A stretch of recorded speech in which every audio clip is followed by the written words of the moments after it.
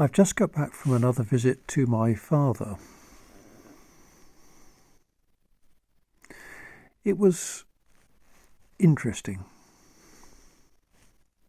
That's one way to describe it.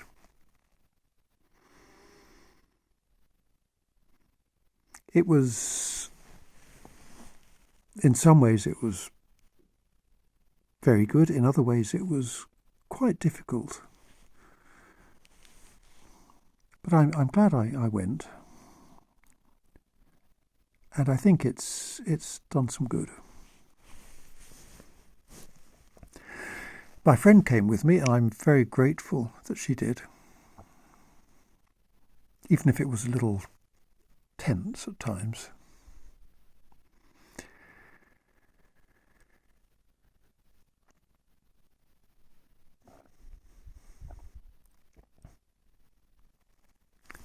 I think on the whole I did quite well with my father in speaking out. He became very tired, and when he becomes tired, his talking is slightly impaired.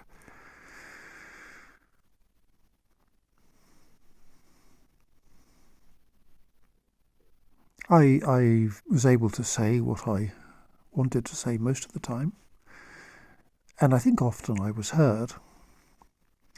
But the most significant part for me was when my friend brought up a subject which we have discussed, but which I have not felt I could bring up, and which I think, well, I know I wouldn't have brought up had it been left to me. She introduced the topic of childhood abuse, and the reaction from my father was,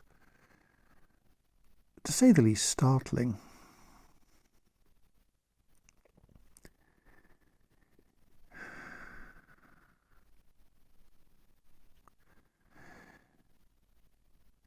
It's almost as if he was denying the concept of abuse. And when my friend used the word paedophilia, his reaction was a almost explosive, visceral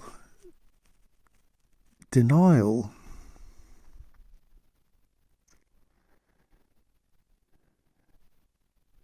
A denial that it takes place, referring to ancient Greek history.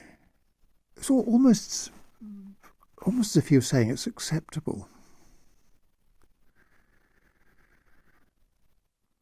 I think it's true to say that he became quite cross and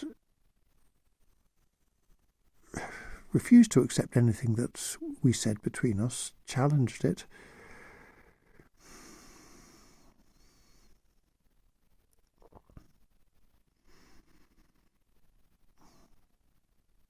Yes, it was very interesting. And I did speak to him briefly the following day on the telephone. And he said that he'd been thinking about this topic over the previous night, and again robustly denied that it was of any significance at all.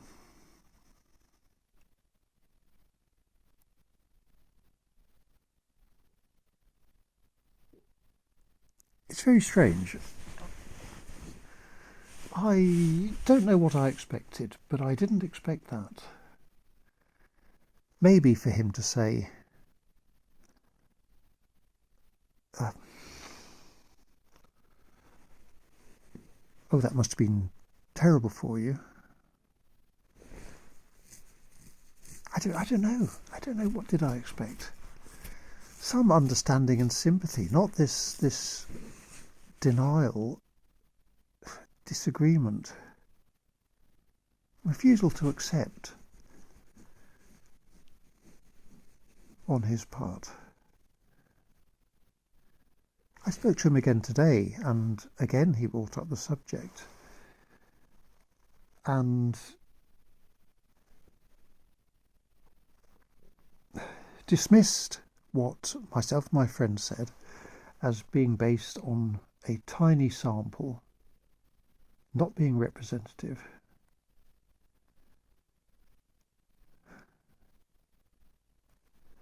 And not going to have any bearing on the future life of the child involved.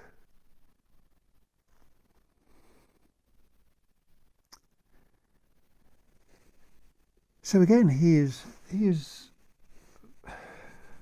contesting what, for the sake of argument, I say, based purely on what? He hasn't done any research or reading since we spoke last. It's just what he knows or thinks he knows is fact, and what I have lived is irrelevant, insignificant. I will admit that it has tried my commitment to see my father.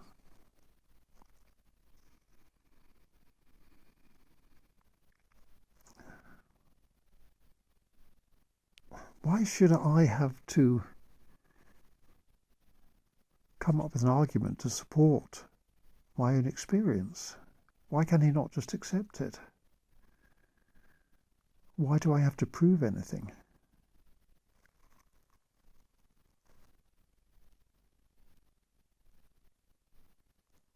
And the violence, the vehemence of his denial and dismissal, it's really striking. My friend suggested that perhaps he is not merely abused, which he denies, but is an abuser himself, or has been an abuser himself.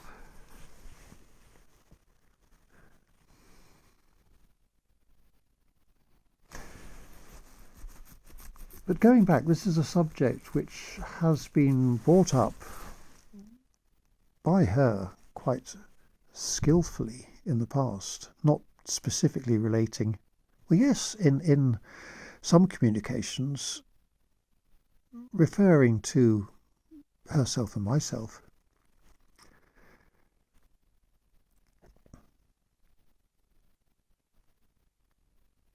But I think it's true to say he had ignored that and denied that these things actually happened, claimed that it wasn't an issue when he was young. It hadn't been historically.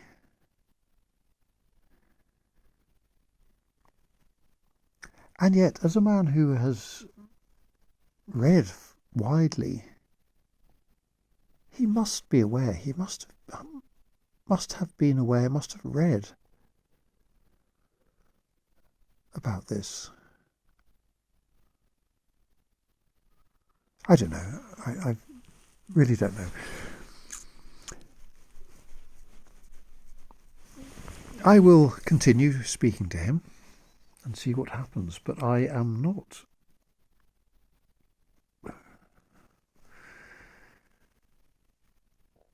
not happy, not prepared to accept that I should have my experience dismissed and have to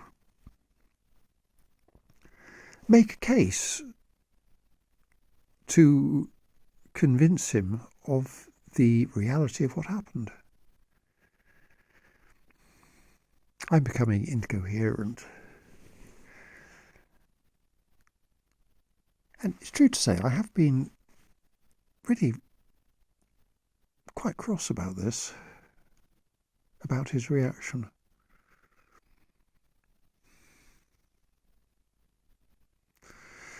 Cross with him. But I suppose, does it fit in some way with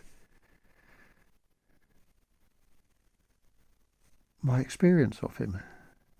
My recent experience of him. I've said before here that I felt, as a child, that he was making great efforts to engage with me, that he saw that things weren't right for me, that I wasn't fitting in, I wasn't coping, I wasn't engaging with the family, and he went out of his way to include me and try and bond with me, to use a modern phrase. When we first met after 40 years, I brought the subject up and told him that I appreciated his efforts, but that I wasn't able to meet him in his efforts, and that it was nothing personal. And he just dismissed it, ignored what I said. I thought little of it at the time, although it was quite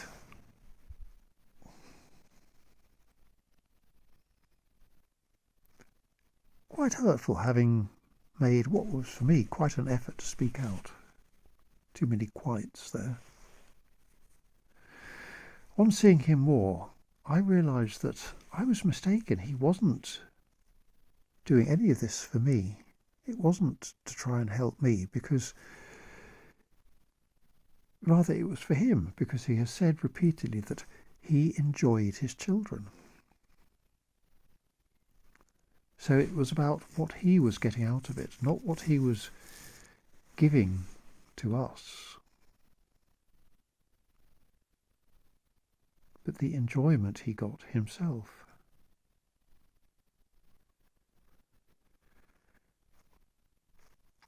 I can only conclude then that the time spent reading to his children, which is a very beneficial practice, was done not for us children, but just for him. Any benefit to us was just a collateral benefit, that it was all about him.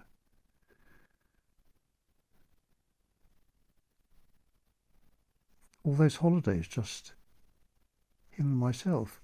He wasn't aware, he couldn't see how I was saying nothing, I wasn't engaging with anything, and I was having a fairly shitty, deeply uncomfortable time with this strange man. But what he saw was that he had a good time, he enjoyed himself.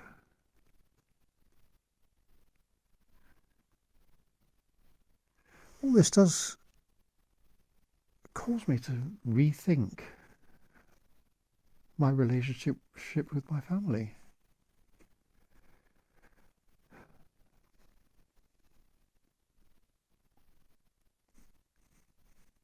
My family was even more distant than I remember. I knew at the time, I know that my relationship with my sister was one-sided. It was all for her benefit.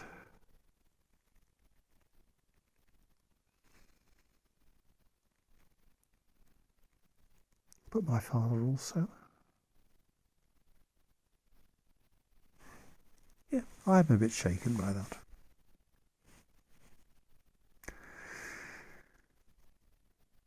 That'll do for the moment. There's more to say.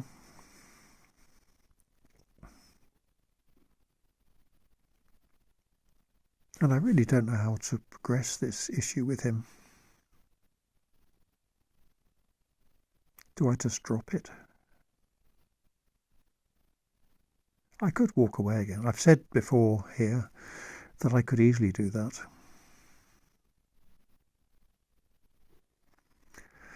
When I realised that my father is as much a stranger now as he was then, maybe even more of a stranger.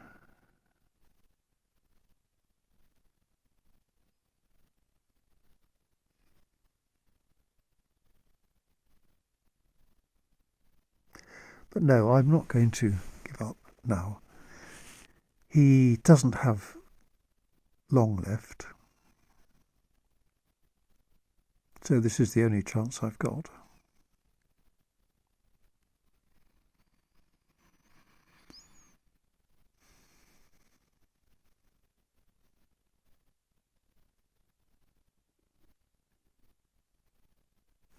I will keep on. I will keep on talking to him. I cannot overstate the contribution made by my friend throughout this. Her support has been invaluable, her encouragement, and her input into conversations with my father. I do feel that he is more pleased to see her than me.